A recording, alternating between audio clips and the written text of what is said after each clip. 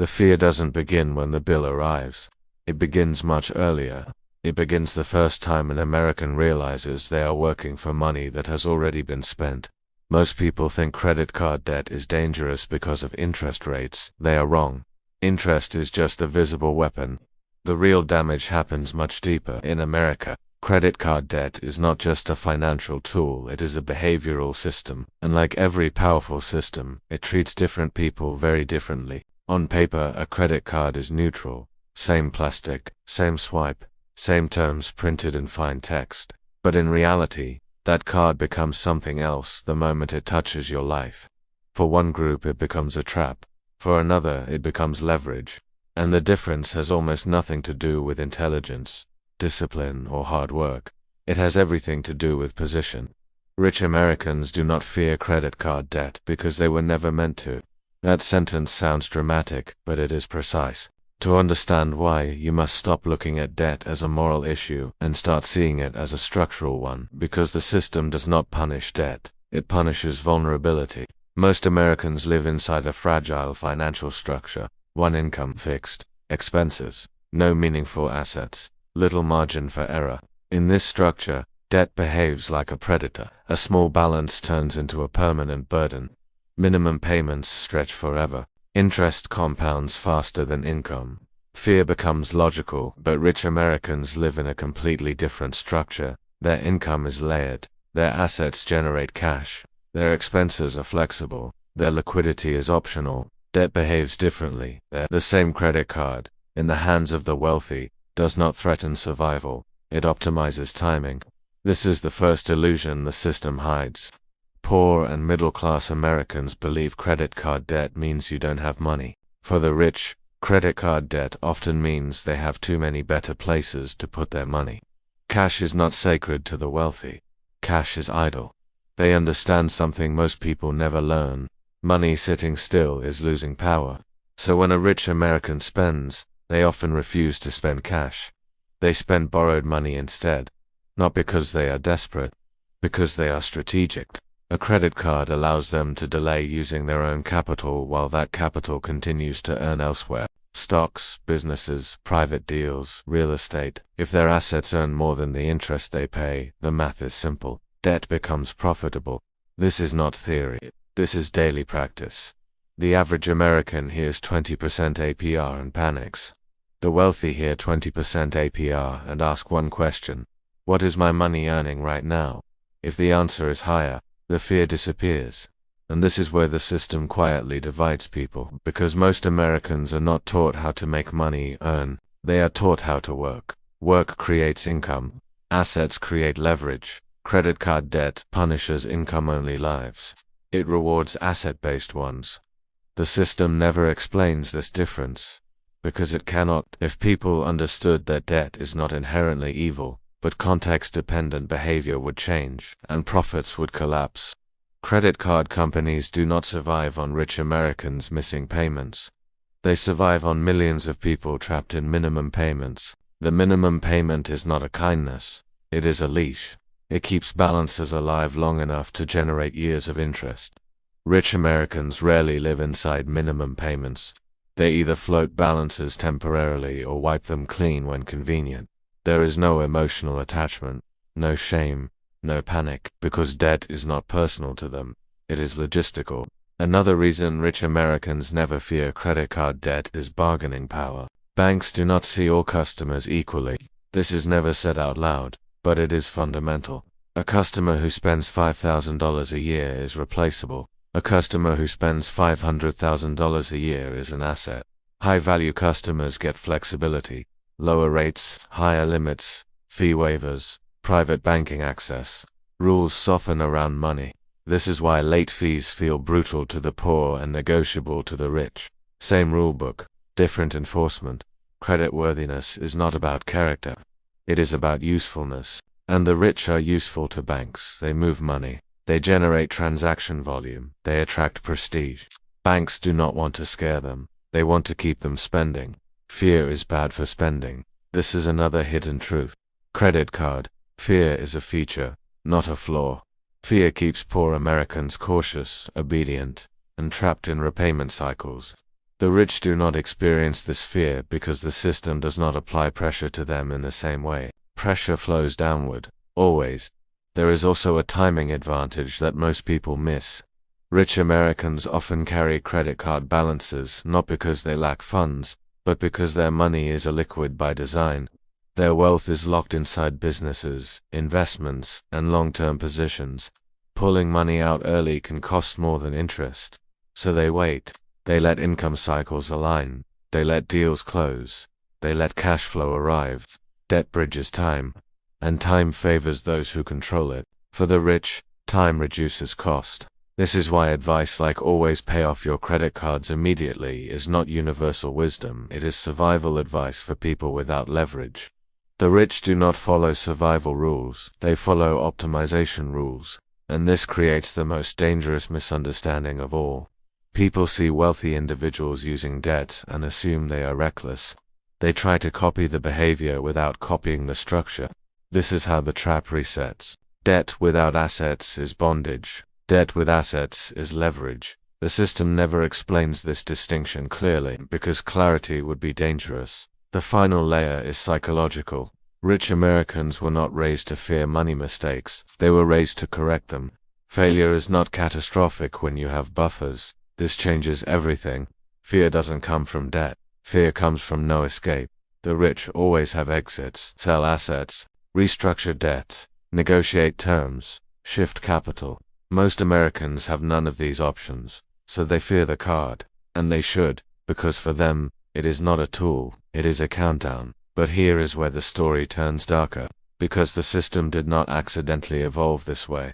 Credit card debt became widespread at the same time wages stagnated, job security eroded, and assets concentrated at the top. This was not coincidence. Credit filled the gap left by lost stability, and the people least equipped to handle debt were encouraged to take the most of it. Rewards, cashback, build your credit. These phrases sound empowering, but they hide a deeper reality. The system does not care if you build credit. It cares if you carry balances, because balances create dependency.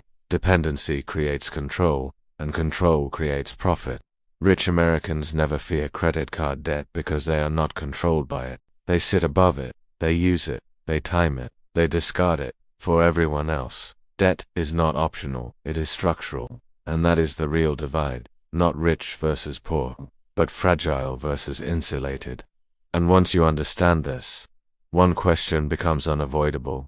If the system is so clearly stacked, why does it still convince millions of Americans that the problem is personal discipline? That question is where the real story begins. And the answer is darker than most people are ready to hear. Because the credit card system was never designed to make Americans wealthy. It was designed to make them manageable. To understand this, you have to zoom out and stop looking at debt as an individual choice. You have to look at it as a population-level tool.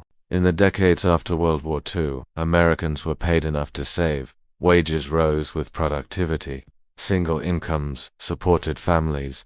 Debt existed, but it wasn't necessary for survival. Then something changed. Wages flattened. Costs exploded. Healthcare, housing, education, everything became more expensive at the same time. But instead of fixing income, the system offered credit. Credit cards didn't solve the problem. They delayed the explosion. They allowed Americans to maintain a lifestyle their income could no longer support without demanding structural reform. This is where fear enters the story. A fearful population does not revolt. A fearful population adapts. Credit card debt became a silent stabilizer, not for households but for the system itself. Every swipe extended tolerance. Every balance postponed anger. Every minimum payment bought time. Time for corporations. Time for policymakers. Time for markets. But not time for people. This is why rich Americans never fear credit card debt. They were never meant to absorb the pressure. Pressure flows downward, always has. The wealthy do not experience debt as control because debt does not define their future. Their future is defined by assets, influence, and optionality. For everyone else, debt defines decisions. What job you take, where you live, what risks you avoid, how loud you speak. Debt doesn't just take money, it takes leverage over your own life. This is why the system obsesses over credit scores. A credit score is not a measure of wealth. It is a measure of obedience. Do you pay on time? Do you comply quietly? Do you maintain balances without defaulting? High scores are rewarded with more access to debt, not freedom, more debt. This loop is intentional. The rich understand this, so they don't chase credit scores emotionally. They use them mechanically. They know that a perfect score without assets is meaningless. But the middle class is taught the opposite. Build your credit, protect your score, don't miss a payment. Fear becomes internalized. The score becomes identity, and identity becomes control. Rich Americans never fear credit card debt because their identity is not tied to approval. They do not need permission to exist comfortably. They already own the structure. This is also why financial advice sounds so different depending on who gives it. Advice aimed at the poor is about restraint. Advice aimed at the rich is about leverage. Cut expenses, stop spending, pay it off immediately, versus use leverage wisely, optimize cash flow, delay capital deployment. Same system, different rules. And this is where the biggest myth collapses. People believe rich Americans are immune to consequences. They are not. They simply face different consequences. If a poor American misses payments, life collapses. If a rich American mismanages debt, portfolios rebalance. Risk exists for both, but recovery exists only for one. That is why fear does not live equally across classes. Fear is a luxury problem only when survival is guaranteed. The system knows this, which is why it constantly sells the fantasy that anyone can play the same game. Just use your card responsibly. Just invest wisely. Just budget better. But the game is rigged before the first move, because leverage without assets is not leverage. It is exposure, and exposure without protection is punishment. This is also why rich Americans don't panic during economic downturns. When recessions hit, debt becomes cheaper for those with capital. Interest rates drop. Assets go on sale. Liquidity becomes king. The rich borrow more when fear is highest. The poor borrow to survive. Opposite behaviors, opposite outcomes. Credit card debt feels suffocating to most Americans because it arrives without growth. Balances rise, income doesn't. For the rich, debt often arrives alongside expansion, new ventures, new deals, new acquisitions. Debt accelerates momentum instead of crushing it. Same tool, opposite direction. This is the cruel symmetry of the system. The same mechanisms that enrich the top also trap the bottom. And the system depends on people believing that this is fair. That everyone is playing the same game. They are not. One final illusion must be broken. Rich Americans are not fearless because they are smarter. They are fearless because they are positioned. Position determines outcome far more than behavior ever will. You can be disciplined and still lose. You can be reckless and still win. If your position is strong, credit card debt exposes this truth brutally. It punishes those without buffers. It rewards those with them. And the most dangerous part, the system encourages imitation without education. People see wealthy individuals using debt confidently and assume courage is the missing ingredient. It isn't. Structure is. Without structure, courage becomes self-destruction.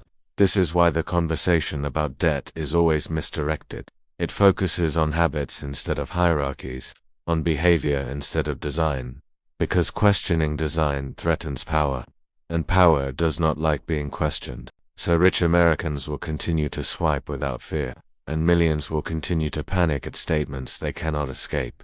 Not because one group is superior, but because one group was never meant to feel the weight. The system needs fear below and calm above. That is how it sustains itself. And once you see this clearly, you stop asking the wrong question. The question is not, why don't rich Americans fear credit card debt? The real question is, why was fear distributed so deliberately in the first place? That answer doesn't live in finance textbooks, it lives in power. And power, unlike debt, is never meant to be paid back.